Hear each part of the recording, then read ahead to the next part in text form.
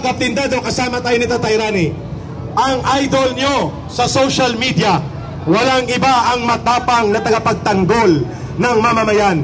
Si Captain Dado Enrique, PMA Class 1983, Baron of the Cadets. Ito po ang class baron nila. Go ahead, Captain Dado. Magandang hapon sa inyong lahat. Tanghali sa inyong lahat. Ano ba ang pinaglalaban natin? Ano ang pinaglalaban natin? May problema tayo kasi ang mga Pilipino, hati-hati tayo eh. Hati-hati tayo. Merong kumakampi dun sa kabila, may kumakampi dito, pero tignan ninyo, tapos merong pulis dito sa kabila. Trabaho lang nila yan.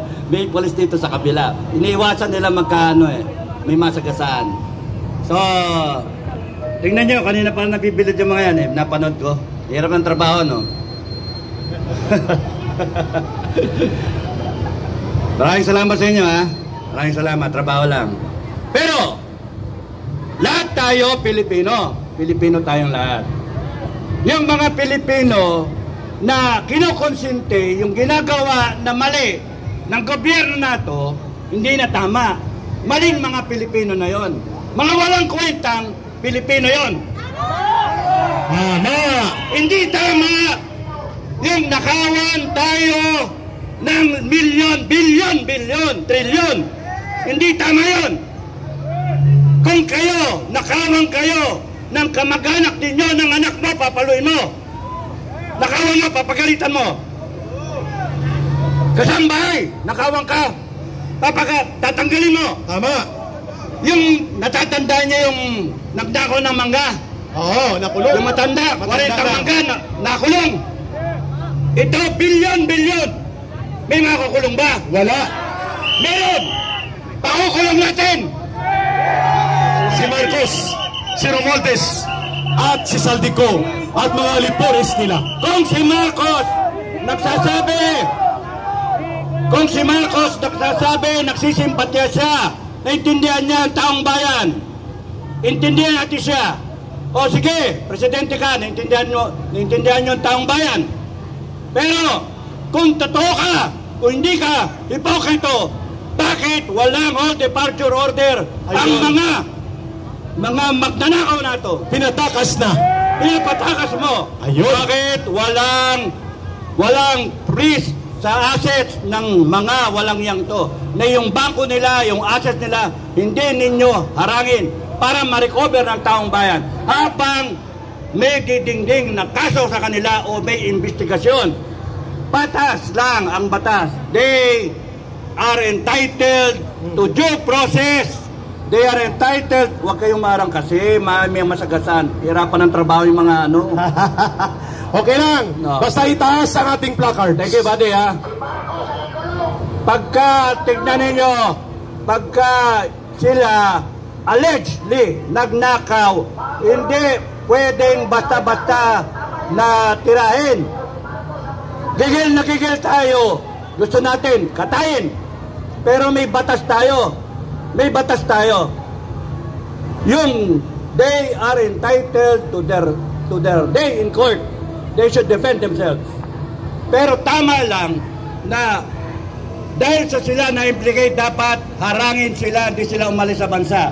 Dapat lang lahat ng ari-arian ay harangin. You take custody ng ari-arian nila. Hindi dapat sila tanggalin yung anuhin, baliwalain. Pero kung bongbong, wala pang nangyayaring galon. Panay, imbestiga. Walang mangyayari. Sa tingin nyo ba, may makukulong? Wala. Ba't wala kayong tiwala naman sa ano? Walang makukulong? Ipakulong natin! Kung Marcos resign! Ang mga kababayan, pinapanood ko kayo kanina, maliwanag na hindi pa ninyo naintindihan ang kapangyarihan ng bawat Pilipino. Hindi nyo pa naintindihan. All government authority emanates from the people. Lahat na nagtatrabaho sa gobyerno ng Pilipinas, ang nagluklok ay ang taong bayan. Kung meron man siyang appointed, yung mga appointee, yung nag-appoint, niloklok ng taong bayan. Ang taong bayan ang nagbigay ng kapangyarihan sa kanila para patakbuhin ang bansa natin. Bakit? Lahat tayo may ginagawa. May ginagawa tayo na mali na busy tayo. Pero ito hindi natin binigyan ng kapangyarihan para pagnakawan tayo. Hindi dapat sila magnakaw. Kaya pagka tayo inaapi, we have the authority, we have the power na kunin yung kapangyarihan na yun. Hindi dapat tayo pumayag na tayo ay bastusin, babuyin, linlangin, traidorin ng mga walang yanto. Lahat kayo mga Pilipino, kahit saan kayo, kayo ay nasa kampo ng Marcos, kayo nasa kampo ng gobyerno, kayo nasa kampo ng oposisyon, ng Duterte, basta kayo Pilipino, isipin ninyo, bansa natin to. Tama na!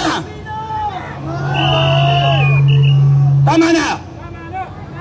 Ngayon, kung hindi kayo, kundi tayo ipaglalaban, kundi natin paglalaban ang bansa natin, kundi natin paglalaban ang katwiran, kundi natin paglalaban ang hustisya, katarungan, at kundi natin paglalaban ang kinabukasan ng bansa nato, ang bawat Pilipino, yung mga salin-lain na Pilipino, sana sa tingin nyo, walang mangyayari sa atin.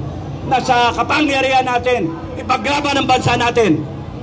Kaya matanda kayo, kaya bata kayo, babae, lalaki, anong pinag-aralan? Kaya wala kayong trabaho o may trabaho.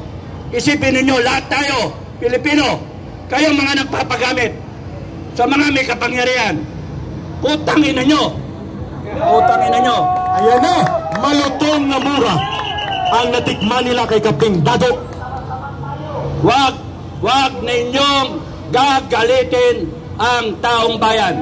Kasi nakikita ko, mauwi tayo sa revolusyon. Ayusin natin ito ng maayos, peaceful. Peaceful. Marcos resign! Marcos resign! Marcos resign! Marcos resign! Marcos resign! Kaya panalangin ko sa inyo, hanggat magagamit natin ang hinahon, huminahon tayo, kontrolin natin ang galit natin. Pero kung dadating sa panahon na ilalabas natin yung galit natin, ilabas ninyo yung galit ninyo. Ayun, malinaw. At huwag mawawala ang Panginoon. Huwag mawawala ang Panginoon. Kaya kayo, kahit ano ang inyong reliyon, kaya kayo, Katoliko, Muslim, ang Panginoong Diyos, Almighty God, will guide you. He will guide you. God Almighty will protect you. Maraming salamat. Ayun. Maraming salamat kay Captain Dado Enrique, isa sa mga retiradong opisyal ng Armed Forces of the Philippines na nakikisa sa araw na ito. Mga kababayan, ang ating panawagan ay malinaw po. Ang araw na ito